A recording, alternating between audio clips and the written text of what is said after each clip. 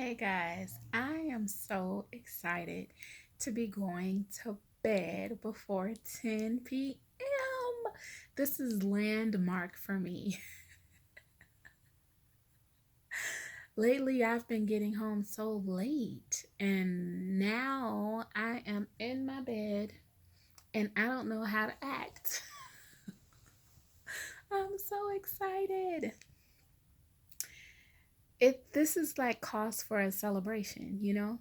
I mean, the body does wonders when you allow it to get its proper rest. The body is a machine, and when you take care of the machine and allow it to perform all of its natural functions, it will be the best it can be. So that's what I'm doing for my body. Hopefully, you guys are doing the same. Stay watered, stay rested, and you want water? Okay, go turn on the light and get water. It's a family thing. We love water. Water. Water gives us the best form of lubrication. Sweetie, go ahead and get your water. Lubrication, irrigation, it keeps things pumping, it keeps your body flowing, and it allows your digestive tract to stay functional. Of course, the things that you eat definitely affects that. But no matter what it is you eat, unless you ate only high water content foods, no matter what you eat, you need water. So yeah, let's just continue with our water, um, continue with our rest, um, continue eating high water content foods. I would say eat them before meals. I know a lot of this is repetitive, but guys, sometimes we need to be reminded.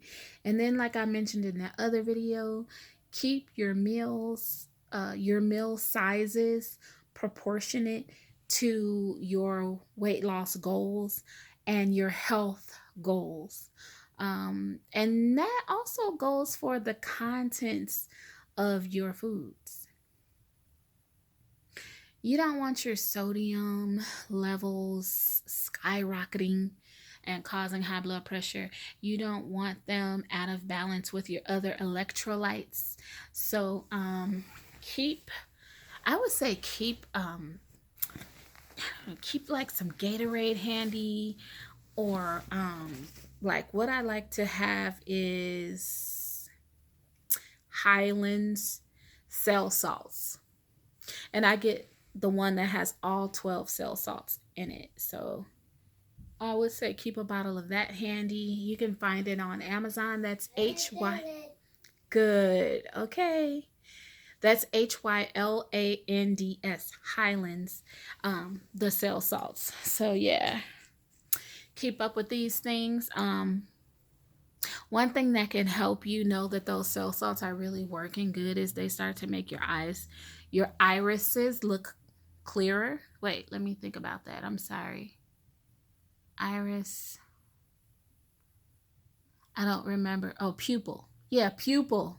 The iris, yeah, it can make your irises look clearer too, more white. But your pupils are going to look less cloudy. So I don't know if you've ever heard of iridology, but some people believe in it. Some people feel like it's a load of crap. I personally think that if you can see less fog in your eyes, um, you're healthier. Look at a child, or especially a baby, and you can see clear through their pupils. You know, um, sorry, I need more light in here. Um, us, on the other hand, Sometimes adults, we have a lot more, cloudiness going on. If you're into reflexology, which a lot of people are, um, when you see the interconnections on your hands and your feet and other areas of your body and how they affect one another, you can also see a lot of that, supposedly in the pupils of your eyes. So if those areas are kind of cloudy, then those areas of the body are not the healthiest. And the older we get, I mean, people, we know what happens when we age. Eventually we expire. So we can keep our expiration date further and further pushed off if we eat healthy, sleep often, drink plenty of water. Those three things will really make you live longer and healthier and happier. Um, the less medicine you take in terms of synthetic medicine, the better, because we talked about that. Those are toxins. They are toxic to your body, to your bloodstream, to your organs, to your overall health. Another good thing that you can do is to get the blood flowing and pumping by daily exercise or weekly exercise. Daily exercise could be something as minimal as 20 minutes a day. It could even be less. It could be 10 minutes a day. And eventually it's going to build up to, thank you, good night, love you. It'll build up to the point where your body is like, oh, okay, 10 minutes, I'll take it. It will respond, and it will help you to certainly see results. Eating right, exercising, drinking water, sleep. Not necessarily in that order, all going reverse. Sleep, water, eating right, exercise. Those things in that order. What else? If you can exercise outside, that's even better. The vitamin D. Yep. Get the blood flowing, get the toxins moving. You know, you don't have to do nothing so vigorous if you don't want to. It's less stress on the body if you did. If you just want to do something vigorous because you're addicted to exercise like I was, I say it was, but I still am. I really am. I'm still addicted. And it's hard not to work out like a monster. It's hard when you've been doing it for so many years. But the older I get, I'm not trying to be, killing my joints and doing things that's going to keep me from running with my boys and doing things that I love. Yeah, so do you like stress?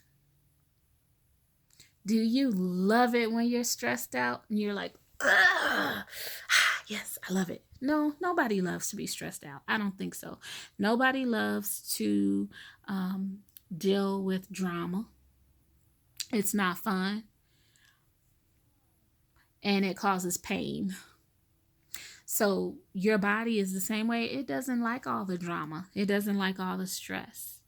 It cringes and it causes hormones to go forth that can make you even less healthier. So, we just really have to use our common sense, guys. I'm explaining these in the best way I know how, where it's as relatable as possible. So, keep things simple. Keep everything simple. Less is more. Less is more. I promise you. Water, sleep, eating right, exercise. The more the older we get, the less food we need. We do not need as much food as we once thought we did. The foods that a lot of us grew up eating, at least my generation, and especially the millennials,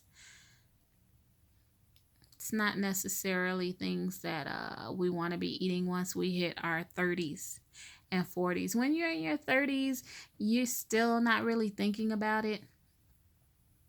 When you're in your 40s, you start to come to grips with these things because you're like, you know what, I can't really survive like this. I'm getting migraines. I'm feeling like I may stroke out. Um, High blood pressure, diabetes, all these things that I mentioned. People have all sorts of inflammatory problems like arthritis, um, all these autoimmune disorders. So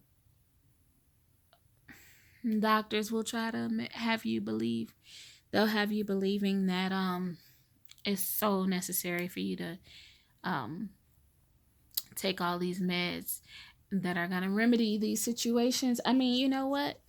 If you can't get it under control any other way and you need to go that route, then, definitely I would suggest that that's what you do, because you'd rather be taking the synthetic meds than be 6 feet under. And so would your family rather you be doing that. Um, However, if you are comfortable with um, all things natural and you see that they work, um, which it's all in your mindset as well. You have to be open to doing it. And I mean, you can be open to doing it, but if you're already on synthetic medicines, especially if you had been for some time, it's going to be a challenge and it will take time. So you have to be patient with yourself. We have to be patient with ourselves if that is the situation. And just keep in mind, like, things are just really, I mean, it's not as complicated as it seems. If you have been taking, um, maybe, I don't know, I'm not really all that familiar with high blood pressure meds, but any medications, if you've been taking any medication for years, it's not going to be something that happens overnight in terms of being able to wean yourself off of the medication. Your body doesn't even operate that way. And just compare, see, we sometimes we look at our bodies as if they were so complex. I mean, yeah, they can be, but it's not that complicated. It's just as simple as, let's say you had a doll, a doll, a play doll. A little girl has a doll. Back when I was young, we used to have the kind of dolls that you could feed. They would come with a bottle, and you can put liquid in it. Even though our parents hated it, you can put liquid in it, and then you'll feed the doll whatever's in the bottle, and it will come out. It will come out the other end. So now you're soiling the little clothes, the little diaper, and things that came with the doll. Um, so whatever you put in, sorry, whatever you put in, it comes out. Now, let's say it didn't come out. What if you were putting all kinds of toxins in that doll? Eventually, what's going to happen to the material of the doll? What's going to happen to its flesh, so to speak? If you're putting toxins in it, the actual doll is going to become toxic. It won't even be safe for the child to play with anymore, you know? So, that's what's going on with our bodies, you guys. And if you did something like that over time, is it even possible to rid the doll of the toxins? It's going to be really hard, right? It could happen, but once you've mixed it with the usually the synthetic material, plastic or whatever it was. So yeah, that's a whole different story. But because we are flesh and blood, and we are very organic, our bodies will push that out. You just have to give it an inch and it will take a mile. You'll be surprised at how much your body responds to the good that you do to it. So let's, really try to keep those things in mind. We can take away a lot of the, you know,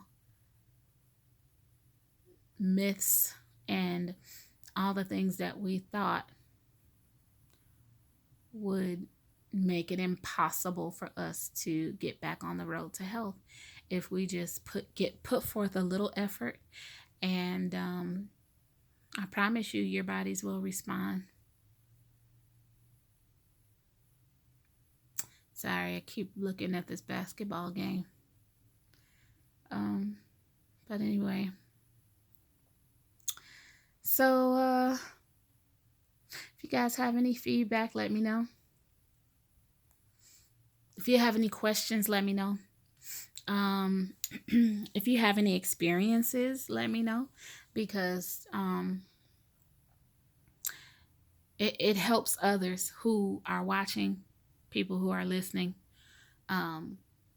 Some of us are further along than others, and some of us are interested in getting there.